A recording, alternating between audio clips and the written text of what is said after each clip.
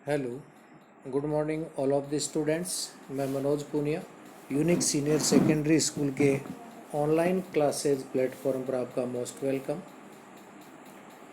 11th class में Hornbill book का chapter number 4 है, उसके हमने लास्ट वीडियोस देखे थे। अब इसी बुक का इसी क्रम में चैप्टर नंबर 5 जो प्रेजेंट टाइम में सबसे महत्वपूर्ण है और प्रेरणादायक है। इससे बेस्ट चैप्टर इस बुक में और कोई नहीं है जो आपको इतना मोटिवेशन दे सके। तो चैप्टर का नाम है द एलिंग प्लेनेट। एलिंग मीन्स लिख लेना बीमार, कमज़ोर। प्लेनेट मीन्स ग्रह, और यहाँ जिस ग्रह की बात होगी वो होगी अपनी पृथ्वी। तो बीमार ग्रह पृथ्वी है। द ग्रीन मोमेंट रोल, हरित आंदोलन की भूमिका। तो बीमार ग्रह जो पृथ्वी है वो पहले से ही कमज़ोर स्थिति में है, और ऊपर से उस पर हरित आंदोलन की भूमिका हुई तो उसका उस पर क्या प्रभाव पड़ा। तो देखिए, दो बातें जो चैप्टर स्टार्ट करने से पहले आपको बताना चाहता हूँ। नानी पालकीवाला इसका जो राइटर है, तो ये लेख नानी पालकीवाला द्वारा लिखा गया था। ये आर्टिकल के रूप में एक चैप्टर है जो 24 नवंबर 1994 को द इंडियन एक्सप्रेस, जो एक न्यूज़पेपर है इंडिया का, उसमें पब्लिश हुआ था। और इसमें पृथ्वी के गिरते स्वास्थ्य की दुर्दशा को लेकर और नानी पालकीवाला के द्वारा जो उठाए गए मुद्दे थे उनको आज भी हम बिल्कुल लॉजिकल ठहरा सकते हैं, तर्क संगत है।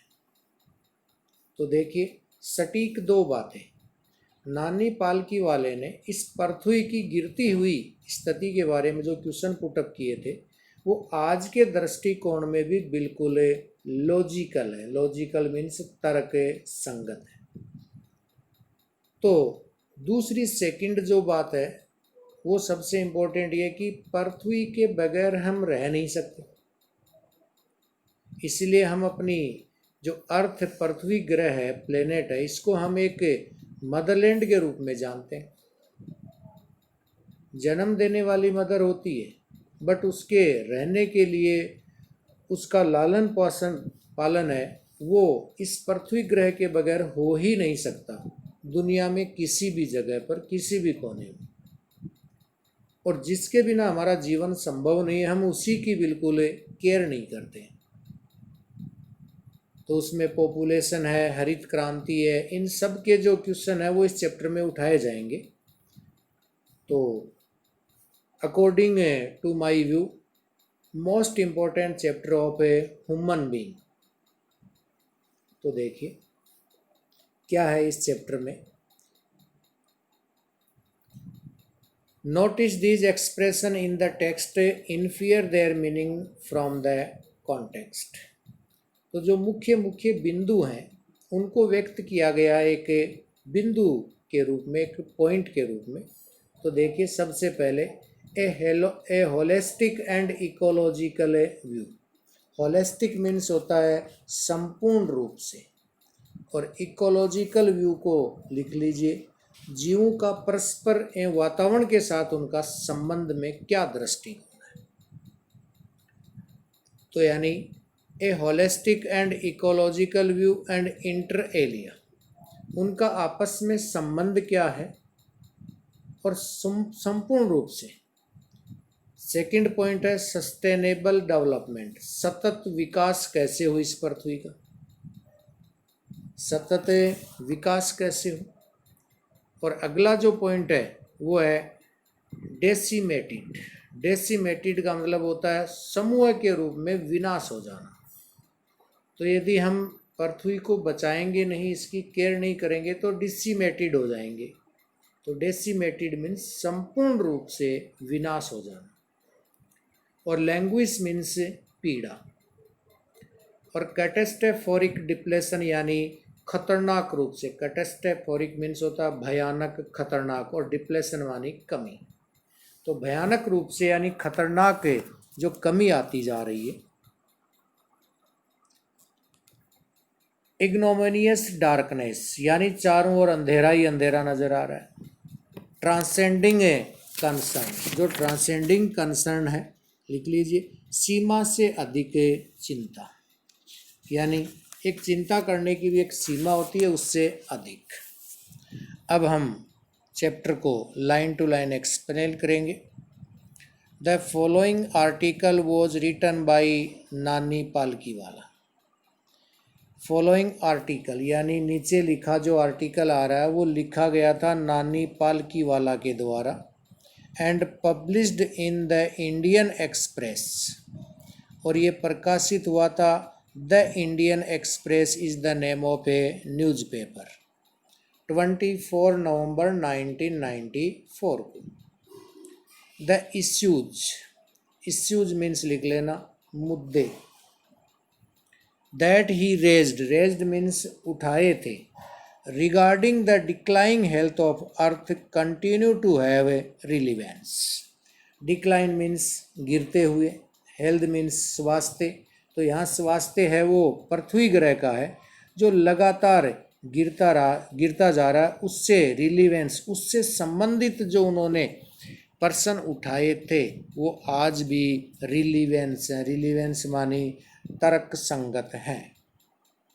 तो अब देखिए नानी पालकी वाले ने क्या क्या क्वेश्चन पुटअप किए थे, गिरता हुआ जो स्वास्थ्य है इस पृथ्वी ग्रह का। तो देखिए, one cannot recall any moment in world history which has gripped the imagination of the entire human race so completely and so rapidly as the green movement, which started nearly 25 years ago। अब देखिए, जो भी hard word होते हैं वो लिख लेना। Recall means स्मरण करना, पुनः याद करना। मूवमेंट मीन्स आंदोलन। ग्रिप्ड मीन्स पकड़ लेना, जकड़ लेना, आकर्षित करना। और इमेजिनेशन मीन्स कल्पना। इमेजिनेशन मीन्स कल्पना। तो देखिए अब पूरी लाइन का एक्सप्लेन। कोई भी व्यक्ति विश्व के इतिहास में किसी भी ऐसे आंदोलन को याद नहीं कर सकता जिसने समस्त मानव जाति की कल्पना को इतनी जल्दी और इतने संपूर्ण रूप से जकड़ लिया हो, जिसका नाम है हरित आंदोलन, जो लगभग 25 वर्ष पूर्व शुरू हुआ था। तो ग्रिप्ड मीन्स जकड़ लेना, रैपिडली मानी तेजी से, और ग्रीन मूवमेंट यानी हरित आंदोलन, स्टार्टेड मानी शुरू हुआ था, नियरली 25 ईयर्स अगो मीन्स लगभग 25 वर्ष पहले जो एक हरित आंदोलन शुरू हुआ था वो इतना तेजी से आगे बढ़ा कि कोई भी व्यक्ति विश्व के इतिहास में ऐसे आंदोलन को याद नहीं कर सकता जितनी तेजी से ये आंदोलन बढ़ा था। इन 1972 the world first nation wide green party was founded in New Zealand. 1972 में विश्व की प्रथम राष्ट्रीय स्तर की जो हरित पार्टी थी उसकी नींव पड़ी थी न्यूजीलैंड में। तो यहाँ पर एक सटीक जनरल नॉलेज का क्वेश्चन है कि हरित आंदोलन की नींव कहाँ रखी गई थी। फाउंडेड मीन्स उसकी स्थापना करना, नींव रखना, तो वो 1972 में तो रखी गई थी और न्यूजीलैंड में इसकी वर्ल्ड फर्स्ट नेशन वाइड मानी पूरे राष्ट्र स्तर पर, अंतर्राष्ट्रीय स्तर पर सारे राष्ट्र इकट्ठे होकर हरित पार्टी की नींव डाली थी न्यूजीलैंड में। सिंस देन मीन्स तब से लेकर, the moment has not looked back, तब से लेकर इस आंदोलन ने पीछे मुड़कर नहीं देखा। तो यहाँ दो क्वेश्चन क्रिएट हुए।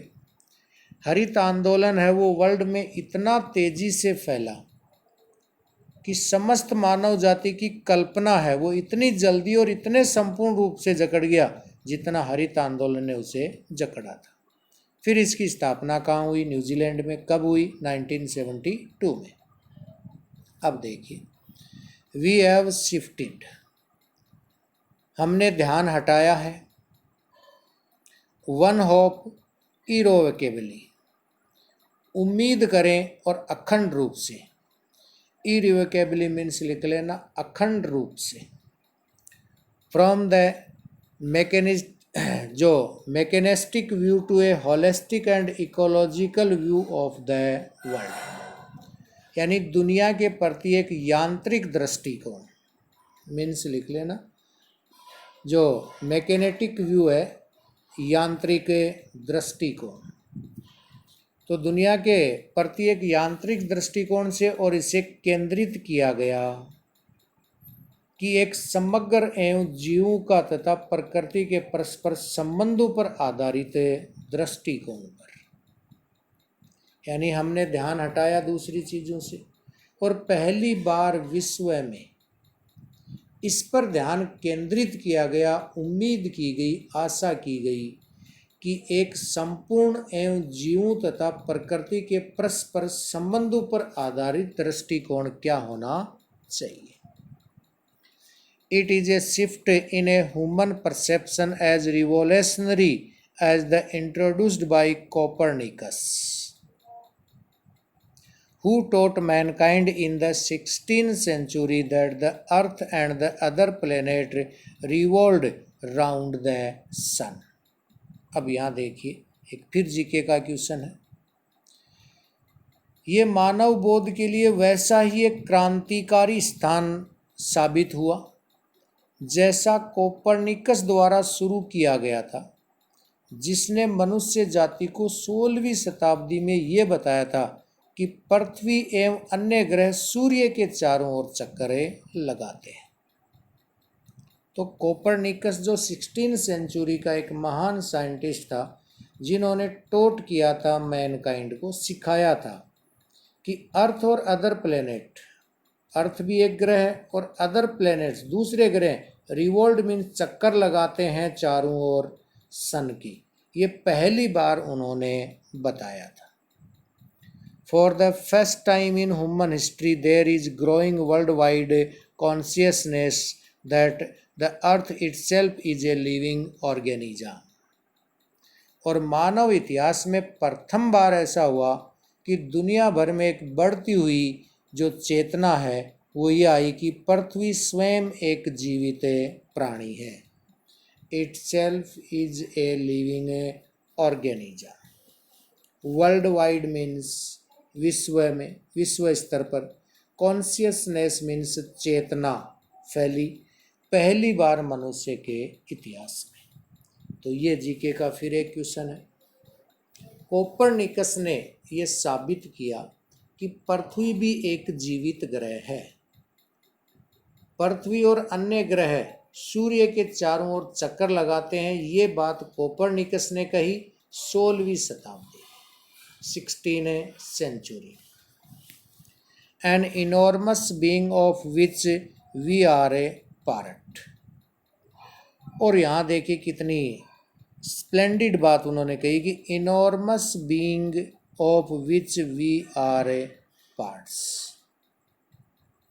कि पृथ्वी एक स्वयं जीवित प्राणी है। ये साबित कर दिया, एक विशाल प्राणी जिसके हम सब हिस्से हैं।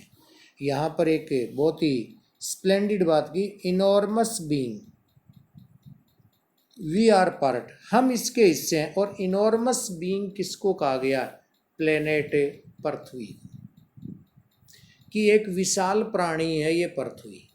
तो यूँ कहिए इनॉर्मस बीइंग है, वो अर्थ के लिए यूज हुआ, पृथ्वी ग्रह के लिए, और जिसके हम सब इसके क्या हैं? पार्ट्स हैं। It has it oven metabolic needs, इसकी अपनी कुछ अपनी आवश्यकताएं हैं। मेटाबॉलिक मीन्स होती है उपापचयी, यानी पाचन क्रिया है। नीड्स मीन्स आवश्यकताएं। तो पृथ्वी एक जीवित प्राणी है और इसकी खुद की अपनी उपापचयी आवश्यकताएं होती हैं। Vital process which need to be respected and preserved. इसलिए इसकी महत्वपूर्ण प्रक्रिया ये है जिसका हमें सम्मान एवं संरक्षण किए जाने की आवश्यकता है। रिस्पेक्टेड मीन्स सम्मान, प्रिजर्व्ड मीन्स संरक्षण या सुरक्षा, सेफ्टी।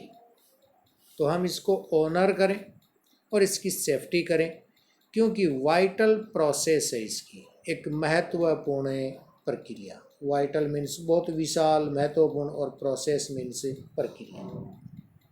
तो वाइटल एक महत्वपूर्ण प्रक्रिया है जिसका हमें पृथ्वी का सम्मान एवं संरक्षण किए जाने की आवश्यकता है।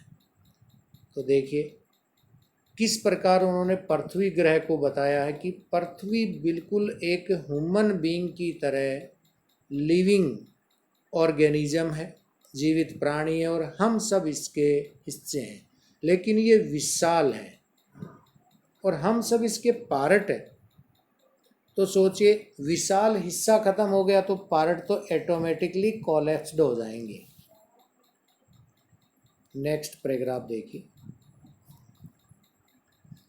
The earth vital sign reveal a patient in declining health.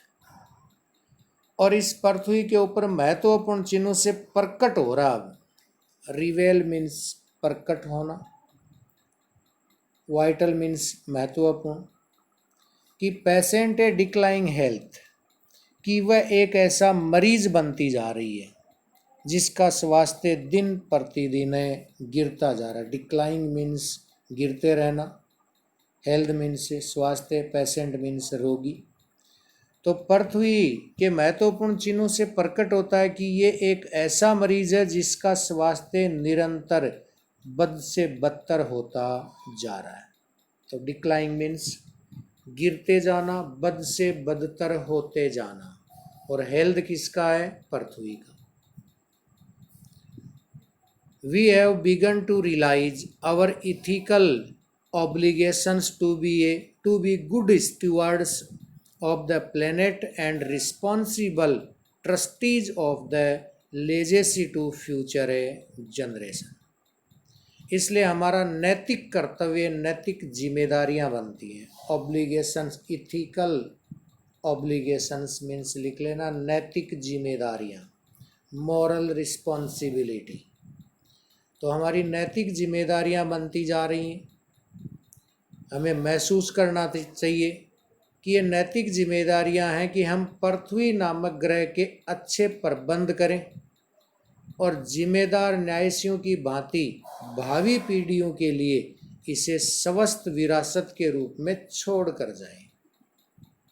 Responsible trustees, responsible trustees means लिख लेना जो आने वाली जो पीढ़ियाँ उनके लिए जो रिस्पॉन्सिबल ट्रस्टीज का काम करें, जिम्मेदार न्यायसियाँ, कि फ्यूचर जनरेशन मानी भविष्य में आने वाली पीढ़ी के लिए हम एक स्वस्थ पृथ्वी ग्रह छोड़ कर जाएं। नेक्स्ट देखिए। The concept of sustainable development was popularized in 1987 by the World Commission of Environment and Development। तो सस्टेनेबल डेवलपमेंट मीन्स लिख लेना सतत विकास, पॉपुलराइज्ड मीन्स लोकप्रिय हुआ। तो देखिए इस पृथ्वी का हम सतत विकास करें कि अवधारणा को पर्यावरण एवं विकास के विषय के आयोग द्वारा 1987 में लोकप्रियता प्रदान की गई। पॉपुलराइज्ड मीन्स लोकप्रियता। और world commission of environment and development एक इंस्टीट्यूट, एक संस्था है जो यानी पृथ्वी के सतत विकास के लिए और उसके पर्यावरण एवं विकास के लिए एक आयोग बना है जो 1987 में उसे लोकप्रियता दी गई। In its reports, it defined the idea as development that meets the need of the present without compromising the ability of future generations to meet their needs। ये world commission of environment and development के द्वारा एक report दी गई। इस report में कहा गया कि इसने इस अवधारणा को एक ऐसे विकास के रूप में जो वर्तमान की आवश्यकताओं को पूरा करे, बिना भावी पीढ़ियों को उनकी आवश्यकताओं को पूरा करने से सामर्थ्य से प्रभावित किए बिना। इजी लैंग्वेज में ये कहिए, प्रेजेंट में जो हमारी पॉपुलेशन है उसकी आवश्यकताएं पूरी होनी चाहिए, बट फ्यूचर जनरेशन को भी उनकी आवश्यकताओं से वंचित नहीं रखा जाए। विदाउट कॉम्प्रोमाइजिंग, यानी बिना किसी ऐसे समझौते के कि ability of future generation to meet their needs, कि आने वाली पीढ़ी को भी जो आवश्यकता होती है वो उनकी जो सामर्थ्य है, उनकी एबिलिटी है, उनको प्राप्त होनी चाहिए। Without stripping the natural world of resources future generations world would need. तो देखिए आगे क्या कहा रिपोर्ट में। कहने का मतलब ये है कि प्राकृतिक दुनिया को उन संसाधनों से रिक्त किए बिना जिनकी आवश्यकता आने वाली पीढ़ियों को पड़ेगी। तो without stripping the natural world of resources, natural world of resources means लिख लेना प्राकृतिक संसाधन, जो आने वाली फ्यूचर जनरेशन को भी उनकी आवश्यकता होगी, लेकिन उनको खाली किए बगैर वर्तमान में जो पॉपुलेशन है उसको अपनी आवश्यकताओं को पूरा करें, बट आने वाली पीढ़ी के लिए उन संसाधनों को रिक्त ना करें। नेक्स्ट देखिए, in the zoo at Lusaka, Zambia, there is a cage where the notice read. अब देखिए एक छोटा सा एक मोटिवेशनल एक जोक टाइप है। जाम्बिया की राजधानी लुसाका, वहाँ एक चिड़ियाघर था। जू मीन्स चिड़ियाघर। लुसाका जाम्बिया की कैपिटल है। There is a cage, cage means पिंजरा, वहाँ एक पिंजरा था और पिंजरे के बाहर एक नोटिस लगा था। नोटिस मीन्स सूचना लगी हुई थी, सूचना थी। क्या थी? The world most dangerous animal, कि विश्व का सबसे खतरनाक जानवर इस केज में है। अब लोगों के लिए एक्साइटेड का विषय हो गया कि जाम्बिया की राजधानी लुसाका के जू में एक नोटिस बोर्ड लगा था एक केज के बाहर कि वर्ल्ड मोस्ट डेंजरियस एनिमल, विश्व का सबसे खतरनाक जानवर। Inside the cage there is no animal, और उस पिंजरे के अंदर कोई एनिमल नहीं था। पिंजरा अंदर से बिल्कुल, इनसाइड से बिल्कुल इम्पटी था। बट ए मिरर, लेकिन वहाँ उस पिंजरे के अंदर एक मिरर लगा था। मिरर मीन्स दर्पण। Where you see yourself, जहाँ तुम अपने आप को वहाँ देख सकते हो। लोगों की एक्साइटेड हुई, उन्होंने पिंजरे के अंदर देखा और अंदर देखा तो मिरर था। Where you see yourself, जहाँ तुम अपने आप को देख सकते हो। यहाँ देखिए योर सेल्फ यूज हुआ है। योर सेल्फ के रिफ्लेक्सिव प्रोनाउन टू टाइप्स के बनते हैं, सिंगुलर एंड प्लूरल। तो यहाँ सिंगुलर के रूप में यूज हुआ है योर सेल्फ, क्योंकि एक एक आदमी देखेगा तो अपनी अपनी केवल उसको पिक्चर दिखाई देगी मिरर में। Thanks to the effort of a number of agencies in different countries, a new awareness has now dawned upon the most dangerous animal in the world. अब देखिए, विभिन्न देशों की बहुत सारी संस्थाओं ने इन प्रयास को धन्यवाद देना होगा। तो यानी विश्व के अंदर बहुत सारे देशों ने इस प्रकार की जो संस्थाएं बनी और उन्होंने जो प्रयास किया, उनको धन्यवाद देना होगा कि दुनिया के सबसे अधिक खतरनाक जानवर मनुष्य है, उसके ऊपर एक नई चेतना का उदय हुआ। तो हमें धन्यवाद देना ऐसी संस्थाओं को जिन्होंने मनुष्य जो खतरनाक एक जानवर बताया है, उसके अंदर एक नई चेतना है वो उदय हुई। He has realized the wisdom of shifting from a system based on a dominion to one based on a partnership. अब देखिए, उसने इस बुद्धिमत्ता को स्वीकार किया और प्रभुत्व कायम करने की व्यवस्था से हटकर सहभागिता पर आधारित व्यवस्था की ओर जाना चाहिए।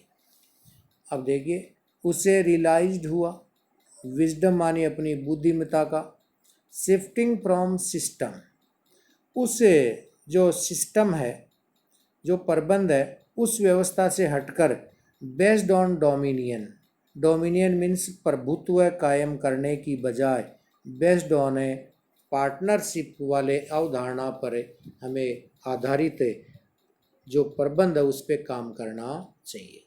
बेस्ड ऑन ए पार्टनरशिप, उस पर हमें काम करना चाहिए, न कि जो पहले से चली आ रही हैं, जो डोमिनियन करने की भावना है उसकी बजाय इस पर हमें काम करना चाहिए। नेक्स्ट देखिए, scientist have catalogued about 1.4 million living species with is Mankind share the earth. फिर एक जीके का क्वेश्चन, साइंटिस्ट ने, वैज्ञानिकों ने करीब 14 लाख जीवित प्राणियों की एक प्रजातियों की सूची बनाई है।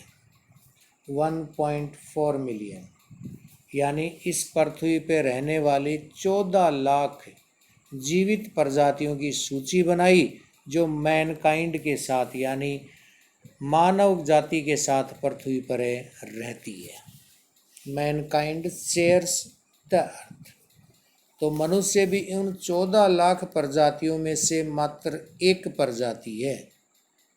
बाकी उसके अलावा जो 14 लाख प्रजातियां हैं 1.4 मिलियन, वो मनुष्य के साथ इस पृथ्वी पर रहती हैं।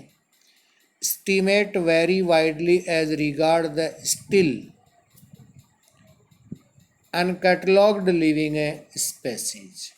अभी भी जिन प्रजातियों की सूची नहीं बन पाई उनकी संख्या के मूल्यांकन में अभी अभी भिन्नता पाई जाती है। वेरी मीन्स जरूर लिख लेना, डिफरेंट, भिन्नता। स्टिल अनकैटलॉग्ड लिविंग स्पेसीज, अभी अभी बहुत सारी ऐसी प्रजातियां बची हुई हैं जिनका मूल्यांकन किया नहीं गया, उसके बारे में एस्टीमेट है वो अलग अलग हैं। Biologist recon that about 3 to 100 million other living species still languish unnamed in a ignominious darkness। अब देखिए, जीव विज्ञानी गणना करके बताते हैं कि करीब 3 से 100 मिलियन अन्य जीवित प्रजातियां अभी भी गुमनाम रहकर दुख झेल रही है और अपमानपूर्ण अज्ञानता की स्थिति में है। इग्नोमोनियस डार्कनेस यानी अज्ञानता, अपमानपूर्ण, और लैंग्विश मीन्स दुख। अननेम्ड मानी जिनका अभी नामकरण हुआ ही नहीं है, गुमनाम कह सकते हैं अननेम्ड को, गुमनाम। तो अपमानपूर्ण अज्ञानता की स्थिति में है अभी अभी जीव विज्ञानियों के अनुसार कि करीब 3 से 100 मिलियन यानी मिनिमम 3 मैक्सिमम 100 मिलियन जीवित प्रजातियां अभी भी गुमनाम की ज़िंदगी जी रही हैं जिनका अभी कोई नामकरण नहीं हुआ। तो इस प्रकार पृथ्वी का हमें बिल्कुल केयर करना चाहिए क्योंकि इसके बिना हमारा जीवन असंभव है।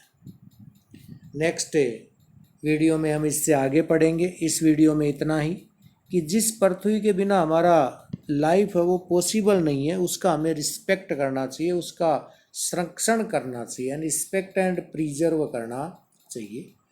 तो नेक्स्ट वीडियो में इससे आगे इसका सेकंड पार्ट देखेंगे कि क्या क्या और क्वेश्चन उठाए उन्होंने। तो thank you for watching the video. For all students, stay home, stay safe.